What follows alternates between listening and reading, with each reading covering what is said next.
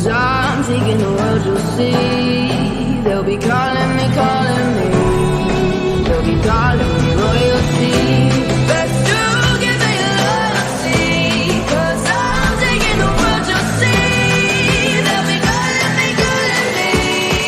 They'll be calling me royalty.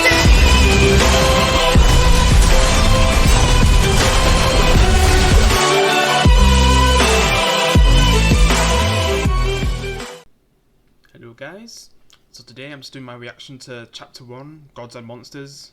So basically James Gunn's, reveal of the new DCU, since he's kind of rebooting a lot of things like, we're not going to have Henry Cavill as Superman anymore, we're not going to have Black Adam, The Rock, just Gal Gadot, Wonder Woman. Because basically he's kind of introducing his version of what's going to be the DCU moving forward. I mean, maybe certain characters will become Elseworld stories, which he actually says in this.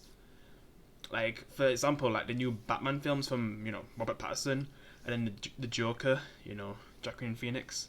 Like, they're gonna be Elseworld stories. But this is basically this is gonna be like his main universe, kind of like what Marvel's done. But yeah, I guess we'll just see how it goes. But I'm just gonna show you what he's revealed anyway. I've already watched this a few times, but yeah, here we go again. Hey everybody, I'm James Gunn. I'm the co-CEO of DC Studios. So as many of you know, DC has been disconnected in film and television for a long time. And it's one of, our jobs, mine and Peter's, is to come in and make sure the DCU is connected in film, television, gaming.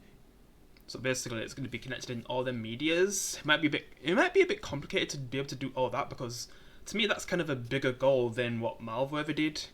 With what they did with the MCU, where they started off basically by having like 4 main heroes, and then they become a part of like something special, which would be the Avengers, with Nick Fury kind of tying that together from the first Iron Man movie, and how he brings them all together.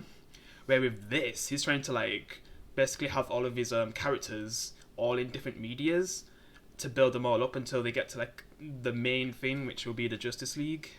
But he's gonna do it in like a more slower pace, which is actually good for once. Because, the DCU back in 2013 was trying to rush to be like Marvel, and then they just failed, in my opinion. And it's finally getting to a point where they're finally starting to understand how they should do things, but then, James Gunn comes and he just reboots everything. And that was what made me annoyed with James Gunn, but who knows? Hopefully this can pay off, but he's going a bit risky with what he's trying to do, but yeah, let's continue. And animation. That the characters are consistent, played by the same actors, and it works within one story. And if something is outside of that, like Matt Reeves' Batman, or Todd Phillips' Joker, or Teen Titans Go, that it is clearly labeled as DC Elseworlds, outside of the mainstream DC. So they'll still exist. Yeah. Now, Peter and I have gotten pretty lucky in terms of the 4 projects that are coming out over the next year. First, we have Shazam! Fury of the Gods. Shazam has always been off kind of in his own part of the DCU, so he connects very well. That moves directly into The Flash, a fantastic movie that I really love that resets the entire DC universe. So yeah, basically the Flash movie, the reason why they haven't removed the Flash movie after what Ezra Miller did, all those things he did, just, the kidnapping that girl, just all the things he's done, the only reason they've kept him around is to get to this Flash movie, so it can basically reset the DCU, so it actually makes sense. It doesn't feel like a full reboot, because they're gonna try bring a certain amount of characters, like some that I'll get into once they get revealed in this lineup. But yeah, it's his way to basically reset the DCU. I mean, I'm not really going to care about Ezra Miller in this film, but it's just probably all the cameos you're going to see. I've even heard things about Christian Bale coming back as Batman. I mean, just imagine if Heath Ledger was still alive and we got to see him as Joker again, because that would have been amazing.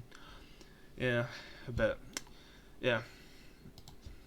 Then to move into Blue Beetle, a fantastic film about a kid who's a marvelous part of the DCU, and then into Aquaman 2, which leads directly into our next few projects. It's just the way how he kind of skips over certain films, because he knows he's not really going to use these characters for his main universe. Like, they'll just become like Elseworld characters that we'll see in the future, possibly. Because, Jason Momoa, he's not going to be Aquaman probably anymore. Maybe we could see him as Lobo in this new universe, but yeah, he's not going to be in the main universe. And we already know with, Henry Cavill, and all them Batman, like Ben Affleck, they all are going to be recast as new characters, and I'll get more into that as the video goes on with his new plans. Yeah. Which I'm going to tell you about now. So, Peter and I, along with a group of very talented writers, have started to map out an 8 to 10 year plan of what DC Studios will be in film. Yeah, it's just a thing when they try to do 8 to 10 year plans, they always fail, in my opinion. If you just let it happen naturally, like what Marvel did, it really does pay off. It's just when they try to have like an 8 to 10 year plan, it just, to me, for most of the time, it doesn't work. But since it's James Gunn, maybe. But I mean, he's someone who made. Well, I'll get more into that when we get to like these certain characters that he's going to introduce. But yeah, I'll just let him get to that first. Film, television, and gaming. This first chapter is called Gods and Monsters. Now this, what I'm about to tell you, is a part of the first chapter. It's not the entire first chapter. The first project is Creature Commandos. So yeah, Creature Commandos. I guess these are going to be like the guardians of this universe. So like I was going to say, he's really good at making characters that no one has ever heard of or cared about. Like, become like huge characters like the Guardians. Like, no one cared about the Guardians until he made that first film, and it just became so big after that. Yeah. So maybe he could do something like that with these characters. And he kind of says that they're going to be in animation as well, and they're going to have to get the same actors for every media, which is just, it's going to be a bit of effort for the people who they get. So they need to find the right people for this stuff, man. Like, this is what's going to make it complicated. Basically, the actors having to be in live action and animation and possibly games, which he hasn't set up the games yet. He didn't really reveal any games, but yeah, because that's going to be a long process to sort them out. Yeah, but let's continue. Creature Commandos is an animated series. I've written all the episodes. Something we're going to do that's a little bit different at DC is we're going to have characters move into animation, out of animation, usually having the same actor play their voice as who plays them in live action. The next project up is Waller. This is a story of Amanda Waller, played by Viola Davis. So yeah, these are one of the ones that they're keeping from the old DCU. Viola Davis is Amanda Waller. I mean, I don't really respect Viola Davis these days, but she definitely played a good Amanda Waller. Definitely the best I've seen. I mean, because the only other ones I've seen is like in animation and the CW version, yeah, from Hour. But yeah, she definitely plays a good Amanda Waller. But out of all the ones they're gonna keep her. I'm just like, you had Henry Cavill as Superman, you had The Rock flipping Black Adam. It's just all the ones they're getting rid of, and then they're gonna keep her of all people. I guess she would be important to tie things together, but come on, man. I mean, I don't know how this show will turn out, but yeah. Viola Davis is going to team up with members of Team Peacemaker, and this is a story that's been created by Crystal Henry, who did Watchmen, and Jeremy Carver, who created the Doom Patrol. But then, yeah, it's made by the people who made Doom Patrol, because I'm a big fan of Doom Patrol. I love that show. Yeah. Made me realise how much of a fan I was of Brendan Fraser. Yeah, he has good acting in that. So maybe there is hope for that show, and you'll have some of the Peacemaker characters. You'll probably see the Amanda Waller's daughter, with her mother. So yeah, that'll be interesting the way how they might do it, because with how Doom Patrol kind of does like family connections and stuff, and the relationship of the Doom Patrol, I feel like it could be good, but I guess we'll see. It is a fantastic story that's out of this world, and I can't wait for people to see it. Okay, next up is a big one, the true beginning of the DCU. This is called Superman Legacy. So yeah, Superman Legacy. So we already know that Henry Cavill's not going to play as Superman anymore, and he's going to get a new actor. And I guess I've heard this is based on this image is based on a really popular comic, but it's more like at the end of Superman. But I heard it's just really good. Maybe someday I'll read it, but yeah. So maybe he's going to take inspiration from that comic and maybe make something really special. We just don't really know how it's going to turn out. It's just, he had the perfect Superman, but he didn't decide to keep him. But I guess he wants a more younger Superman. And they said it's not going to be an origin story, which a lot of people don't want to see another origin story for Superman. Like, Jesus, it's like seeing Spider-Man's, Uncle Ben die again. We have to see all that build up again. Just imagine. Yeah. So I don't want to see any of that again. I just want him to skip some of that stuff.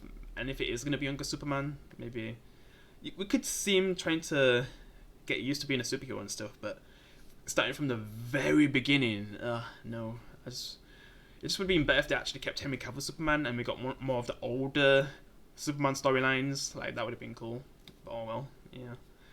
Guess we'll just see how it turns out. Let's just hope they can get the right actor to replace Henry Cavill, because he was perfect. It's just he never got a chance to be written perfectly, which sucks, because I could tell how good of a Superman he could have been if they actually wrote him properly, man. It's not fair. But yeah, I guess we'll just see how this, Superman turns out. Being written by me, I'm in the middle of it. I'm having a great time doing it. And Superman will be released into theaters July 11th, 2025. Okay, the next thing is a big premiere HBO television series called Lanterns. And this one is probably my favorite pick. Like, out of everything, this is the one I'd say I'm the most hyped for. It's like, the way how he describes it, it's going to be like a true detective type of show. And you actually get to see, like, both of the main Green Lanterns, especially the best one, Jon Stewart, because I'm not really a big fan of the original Green Lantern, but Jon Stewart's version that I grew up with in Justice League Unlimited, I can't wait to see that, man. And the way how the show's going to be, it's going to be more serious, it's going to be HBO, like a true detective kind of show. Like, just the possibilities of how good this show could be if they do it right, because I've been waiting for something good from Green Lantern since that Ryan Reynolds movie came out, that Green Lantern movie. I remember watching that at school, oh my god. I hated watching that in school, like, because, man, we used to be allowed to watch illegal copy movies at school, man, and the teachers wouldn't really care to just put them on. But yeah, watching that was terrible, man. Jesus. So I've been waiting a long time for Green Lantern to be good again in live action, because I don't think we've got anything since back then, 13 years, so whenever this comes out, it's going to be like 14, 15 years since we've seen Green Lantern in live action again. But yeah, I just hope it's good, yeah. And so far it's my biggest hype, I guess, yeah, so I got something to look forward to, yeah. Story of a couple of Green Lanterns, Jon Stewart and Hal Jordan, and we have a few other lanterns peppered in there, but this is really a terrestrial-based TV show, which is almost like True Detective, with a couple of Green Lanterns who are space cops watching over Precinct Earth. In it, they discover a terrifying mystery that ties into our larger story of the DCU. Next is a big movie called The Authority. The Authority is a passion project of mine. It's based on the marvelous Wildstorm characters we are now bringing into the DCU, and will interact with all of our primary DCU characters. So yeah, it's another one of those characters where you just don't really know anything about them, and to me it kind of screams The Boys. Yeah, with what he says anyway, it just kind of gives off that vibe. And his idea to, just straight away start with unknown characters, to me, he should have did it like Marvel, where you at least focus on characters that you have heard of, because back in the day, before the MCU became big, before even those solo movies like Captain America and Iron Man and all them came out, I wouldn't say, Iron Man and Captain America. Well, I'm not sure about Captain America, but Iron Man, he wasn't really an A-lister. He wasn't like an superhero. I mean, I heard of Iron Man from the Marvel games and some of the comics I used to read, but I wasn't really a fan of him until the MCU made him big. Yeah.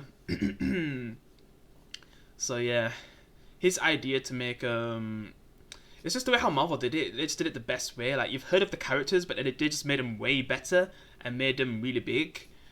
What James Gunn's doing is he's picking characters who no one's ever heard of, like Z-lister characters, and he's trying to make them big. But starting your new universe with characters no one's heard of, to me, I don't know if that's a good idea. And that's the problem with James Gunn. Like, if he's gonna have control of the entire DCU, like, oh my god, I don't know. Because he has lost money for DC, and it's just weird that he's a flipping creator for the DCU. Like, I just don't know how this is going to turn out, because if he messes up too much, like his movies are not making money, they're gonna get rid of him. So here in this 8 to 10 year plan, it might not work out. They might have to make changes if they get rid of him, and the movies are not making money. So even though it's cool that he's actually passionate about the things that he's making and the things that he's decided to focus on, is it going to pay off in the long run? And the characters he decided to get rid of that people actually loved, like Gal Gadot's Wonder Woman, Henry Cavill's Superman, like all them characters, like they had a lot of fans backing them, and you decide to get rid of them. I mean, you're already losing a lot of money from just doing that choice. So But I mean, and then there's people who I guess have been waiting a long time for DCU to be like Marvel. I mean, since live action's been, you know, pretty crap, we at least had the animated movies that was just like so good. Yeah. Because when it comes to animation, they've always been the best. Like from when I became a DC fan back in the day, like before I ever became a Marvel fan, like with Justice League Unlimited, the original Teen Titans, not that shitty Teen Titans Go. Yeah, just that was what made me a DC fan. Yeah, and then some of the little comics I used to get before I even became a Marvel fan, man. Yeah, because it was the MCU that actually made me a proper Marvel fan at that point, and it made me want to read some of the, you know, the comics and stuff. I mean, I was already reading some of the Spider-Man comics, but I wasn't really a Marvel fan until the MCU really set off. Yeah, but yeah, we're just gonna have to wait and see, because with what he's decided to focus on, I feel like he's gonna lose a bit of money from some of these films. But it's kind of cool that he's actually passionate about some of the ideas he wants to and characters he wants to focus on. But the only thing we can say is that will it pay off? Only time will tell. The Authority are a group of superheroes who think the world is broken and they want to fix it by any means necessary. I think it's a very different look at superheroes. We're doing a television series called Paradise Lost. Paradise Lost is the story of Paradise Island, usually known as Themyscira, which is the birthplace of Wonder Woman. It's almost like Game of Thrones with Westeros. So yeah, so they're basically trying to make something like Game of Thrones, but with the Amazons. Yeah. I don't know how this will turn out. It depends. But since James Gunn has control over this, if you try to do something stupid like make it work and stuff, I feel like he'd be able to stop that. And to me, he'll just probably make sure like all the characters are well written, because I always love when there's like a well written female character. Yeah. Instead of them having basically being perfect and everything, like they actually have flaws and stuff that actually feel like they're humans, even though like these are Amazons, but still you actually can relate to them instead of being perfect like Captain Marvel and you just don't care about the character. Yeah. And they're saying it's gonna be like Game of Thrones and stuff.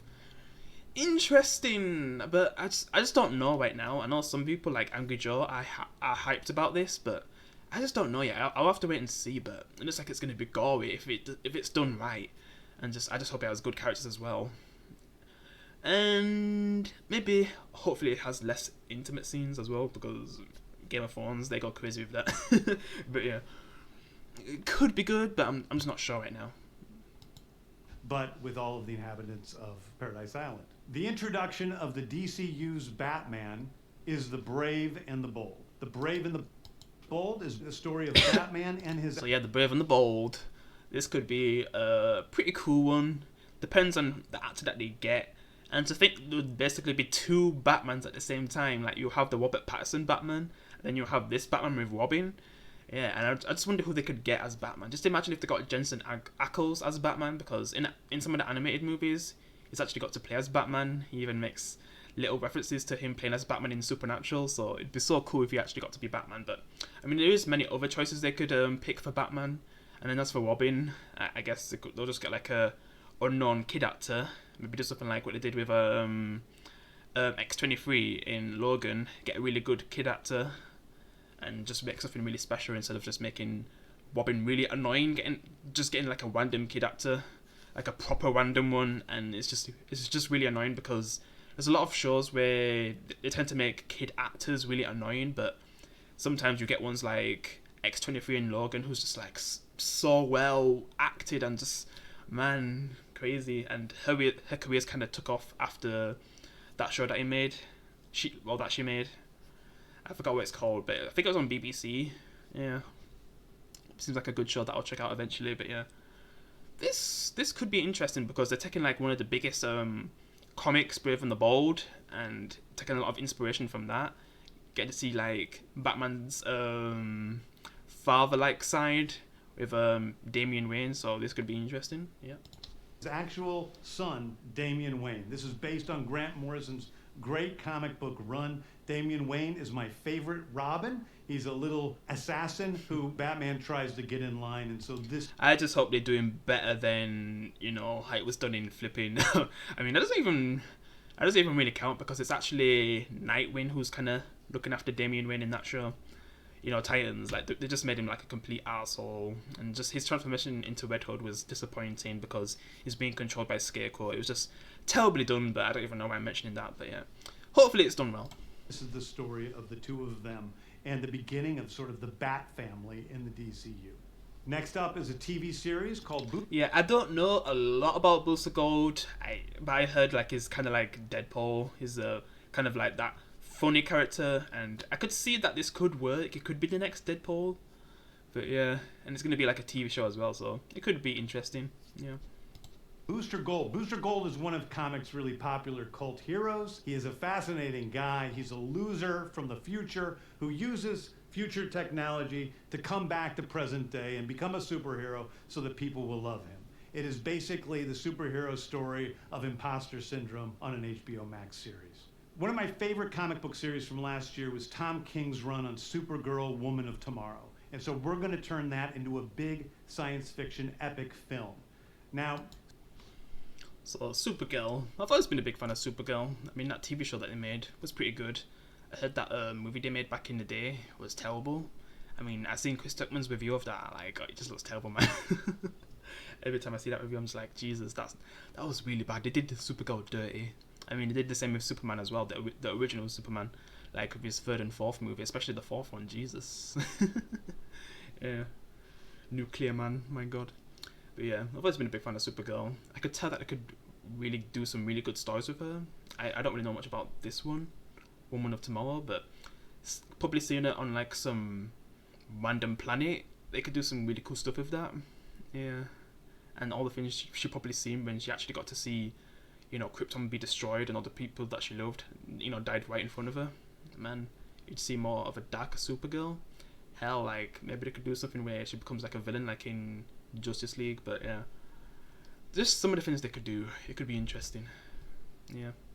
Superman is a guy who was sent to Earth and raised by loving parents, whereas Supergirl in this story, she is a character who was raised on a chunk of Krypton. She watched everybody around her perish in some terrible way, so she's a much more jaded character. And that brings me to Swamp Thing, the last thing we're going to... So, Swamp Thing, I have to say, I wasn't a fan of the TV show. I just found it boring. I mean, I've seen how good Swamp Thing can actually be from, you know, the Justice League. No, Injustice 2, yeah, like, he actually seems like a really OP character, and he seems like he can be really interesting. For me, Swamp Thing wasn't my kind of thing. I just couldn't get into it. Maybe it gets better, but it's only one season and it gets cancelled anyway. But just imagine if they do it, like, perfectly, and, you know, it's like a horror movie, like, and it's a film too, like, they could just do this so well if it's done correctly, and it's more interesting on, like, the TV show, in my opinion. I mean, I know some people like it, but it just wasn't my kind of thing. I just feel like this could actually work if it was done a bit better, but yeah. I'm actually looking forward to this one, because this could be really good, yeah. And I think this is the last one to talk about now, so yeah. I'll just sum it up with what I think. We're going to talk about a very dark horror story in the origins of the monster who is Swamp Thing. And although it's totally outside of the rest of the DCU, it will still feed into the rest of the stories. Anyway, those are the stories that I can tell you about right now. I've loved the DC characters since I was a child. They're incredibly important to me. I knew that this was a once-in-a-lifetime opportunity to do something very different. One of the things that's very important for me in all of these movies and TV series is that the director's vision and the vision of the writers and all of the creators is unique and something special. Storytelling is always king. That's all that matters to us. And I want to be true to... And, you know, Marvel's not like that anymore. Storytelling is not king. It's all about the message, getting certain people to watch their stuff instead of the fans that have been watching these things and loving them for, like, decades, years. Like, man, yeah, I just hope it doesn't go in that direction. But at least James Gunn is someone who actually cares about making the fans happy. It's just, is it going to make money, though? That's the thing. It's the same with gaming. Like, you don't see a lot of amazing games that we used to get back in the day, and that's because, you know, it's all about money now and everything, and microtransactions, shit like that. But yeah, we're just gonna have to wait and see how it turns out. So I guess I'm wishing you the best, James Gunn. You have made some good stuff, yeah, but we're just gonna have to wait and see how it turns out. Those stories, I want to be true to you guys, and really give you something different than you've ever seen before. Anyway, thank you, everybody. I appreciate you watching. I hope this was exciting for you, because it's really exciting for me, and I can't wait to start to dive into these stories with you guys on this grand adventure. Thank you so much.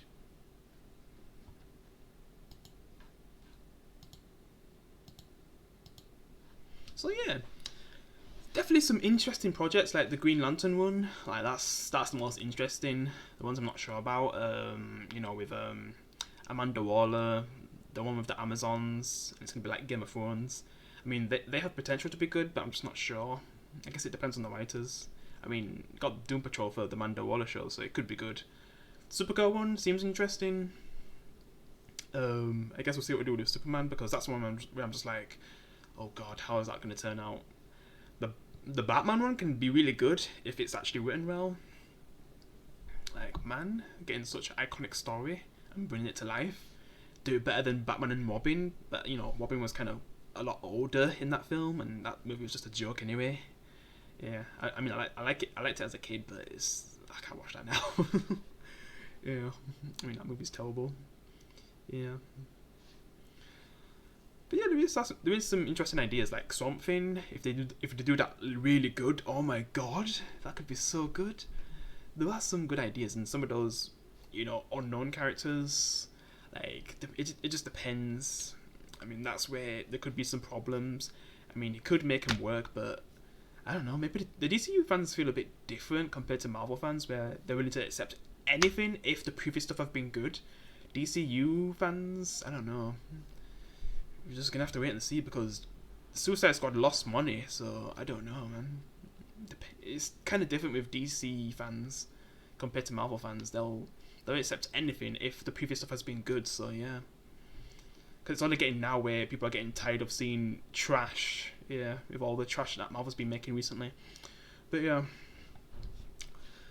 I do wish James Gunn the best now after seeing his whole plan, but I just hope it doesn't backfire with what he's trying to do, making, you know, movies, games, TV shows, and animation all sync together. And I just hope that doesn't affect some of the amazing animated movies that we've been getting since DC's been shit. Yeah, hope it doesn't affect them. Hope that they're like Elseworld stories, because he's kind of separated some of those stuff that are still going to exist into Elseworld stories, and then there's like his main universe. So at least he's done that, so it's more clear. Yeah. CW is probably done at this point. Probably going to end all of them shows. I mean, just about all of them's been cancelled anyway. Like Supergirl. I mean, our ended ages ago. Just even some of those shit ones like Batwoman. Yeah, they're all gone now. So yeah, and the Flash is on its final season. So yeah, well, the best thing they could do is if they actually made the TV Flash go into like the movie universe. Like at the end, maybe it just transports into the, you know, the movie universe, because people love Frank Gosling, man. Like, he's a good Flash. It's just his show became shit, in my opinion, too average. It seems like the CGI went downhill, like, from some of the stuff I've seen. Like, oh my god, it looked embarrassing. I mean, Marvel's even gone really bad with CGI because they're overworking their people, but yeah. So yeah, I just hope it, you know, works out for James Gunn. It is going to be risky, but I hope it pays off, and if it does, man, I'll owe you like 1,000 apologies for ever doubting you, man. Yeah, I guess we'll just see. So yeah, guys, appreciate if you can leave a like. I'll see you in the next one. Peace.